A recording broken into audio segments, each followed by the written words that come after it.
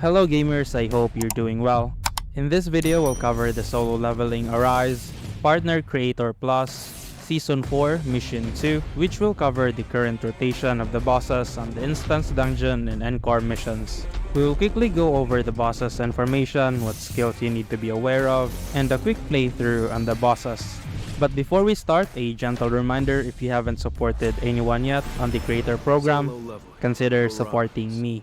As this is a new season, the supports on Season 3 were dropped, meaning you'll need to hit support again to be counted on my support status. I'll leave the link on the description and you can also see it on the screen. This will navigate into my support page and you can sign in with your account after clicking support.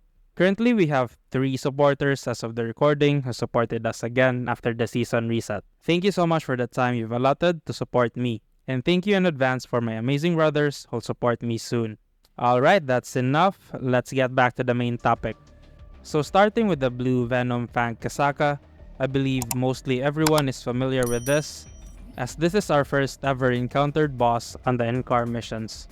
But for those newcomers, here are the summary. This guy has a large area of effect with its skills.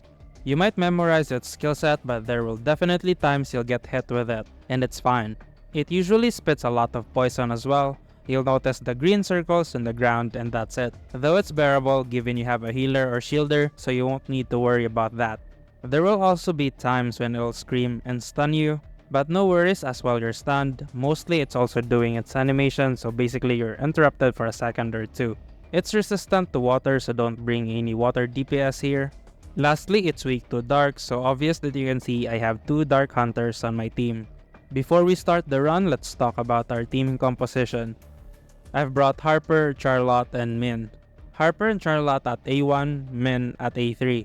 The reason for this is pretty straightforward. Harper will try to cheese Kasaka to set up Charlotte's damage, while Min will heal them back up in case I mess up my rotation. Provide crit stats and give increased damage taken by his skill too. You could swap Min with whichever support you like. You can swap her with Hansemi for the debuff removal, shield, and mana regen. She's great but not ideal because those two aren't mana hungry. Or you can go with Libora for a mono dark team, but it might get hard as you won't have any sustain, so good luck. Or Maylin as she can provide numerous buffs and heal. But what you'll want from her is the damage reduction buff. Then for the shadows, you can pick Igris or Tank mainly to boost Charlotte's overall damage. Okay, let's start this run once and for all. Quick note, this is a tier 14 run. If you're on a lower tier or higher, that's perfectly fine. Kasaka's attack pattern and mechanics are the same on each tier. The only difference moving forward is Kasaka's damage, HP, and defense being higher. That's the sole reason you'll have hard time clearing higher tiers. If you want to make yourself suffer by clutching every run on higher tier, be my guest. I'll stay on the lower tiers to save myself some serious tapping. Okay, Kasaka has several options to start the battle. First, it will dash forward. Second, it will do a circular whip. Third is both. So, don't dash yet. Wait for the indicator to ground and see which attack it will use. After that, proceed to set up your damage. My usual is going with Min, skill 2 to put debuff on Kasaka. Swap with Harper to set up her debuff that increases ult damage of Charlotte, then swap with Charlotte to do an ult and skill 2. A nice tip for you to avoid damage while doing damage is you can do QTE or the quick time event on Harper and Charlotte's skill 2. Notice that I started bunking Kasaka with Harper, then I swapped with Charlotte, but Harper continued until the last part of her skill. In that sense, you can improve your DPS by constantly overlapping their skill set while also avoiding damage. The caveat for this is that it might sometimes miss, but you'll get used to it once you use it more often. So to summarize, the pattern I'll be using here is set up Min's damage increase taken debuff and use ult if available, swap with Harper to set up ult dark damage debuff, then swap with Charlotte after all the setup is done, rinse and repeat.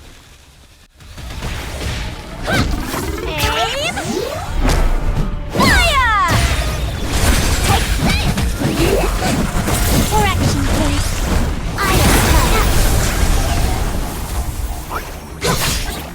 Let's play. Punish. The more. Other. are angry! Let's attack them! Make like a firework! Yeah! Whoosh! Tight face! And a smooth landing! Go away! Let's play! Punish! The more! Playtime, Harper! Heavens are angry! Light of conviction! Blessings to all! All the tickling! Fire! Victory! Okay, that's it. Let's move on to the cursed giant, Eiberg.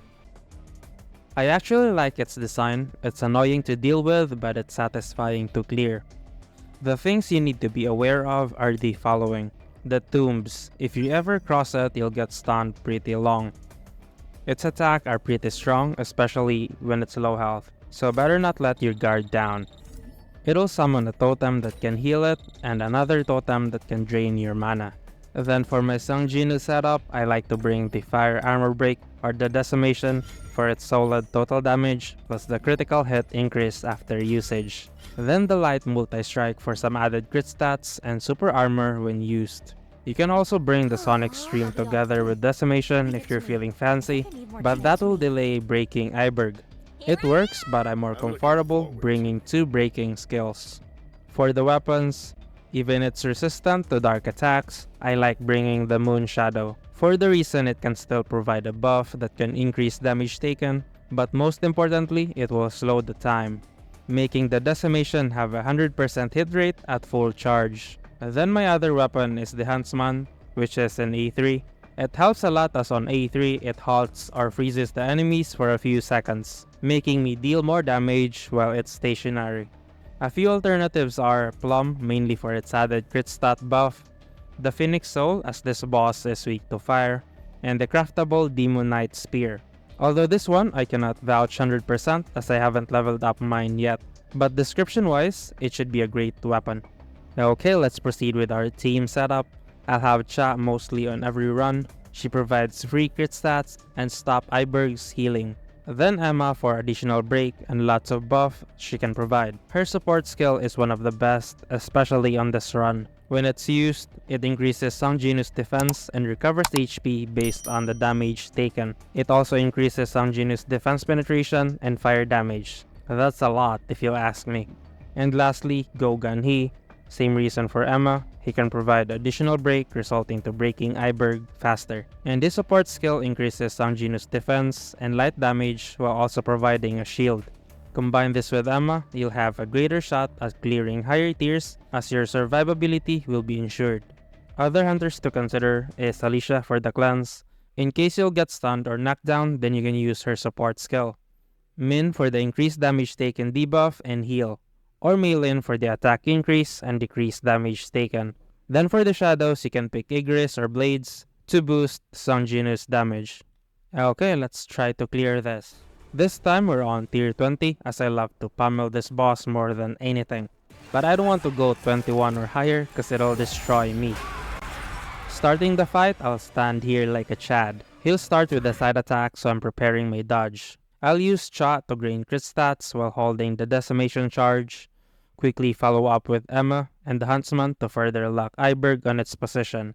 I see it all. Can't catch me! Pursue. What's that? Follow up with Moon Shadow to slow time so I can release Gun-hee's support skill and my multi-strike. This point he'll either teleport to the other side and summon souls or do a backflip and use shadow waves. Either way, I'm prepared to dodge so I could use my shadow step and my remaining breaking skills. On the next set of cooldowns, I'll be able to break it. Light strike!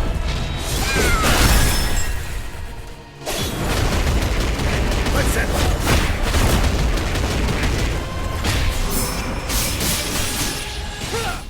Then it will summon his totems, I'm fond of breaking its HP totem first, even if I land Chast debuff on it, as I can quickly regen my mana just by auto-attacking. So quick tip, after summoning the totem, it will do a laser charge. You can change your focus to your preferred totem, so once you get the shadow step, you can teleport to it.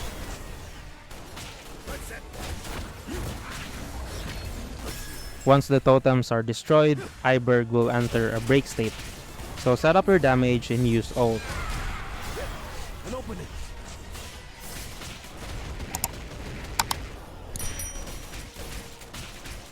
Vanish into the This is the beauty of having Moon Shadow.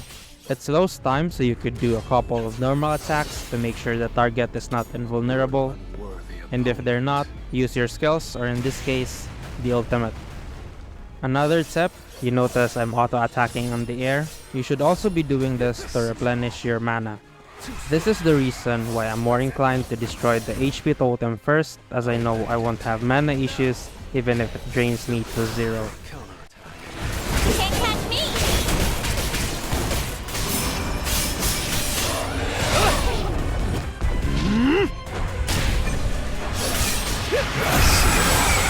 An opening. Then this is the very important part. When Eiberg is low on health, he'll teleport 3 times and do some sneak attacks. Make sure to dodge those as it will hurt like hell. In this part, the Moon Shadow and Huntsman A3 will shine the brightest. Moon Shadow can slow its movement and Huntsman can make it stationary, leaving me more room to avoid damage and deal damage at the same time. Make sure to also utilize your Shadow Step as it will add another slow effect. Alright, I believe that's it for now. I'll create a separate video for the remaining 2 bosses, so stay tuned.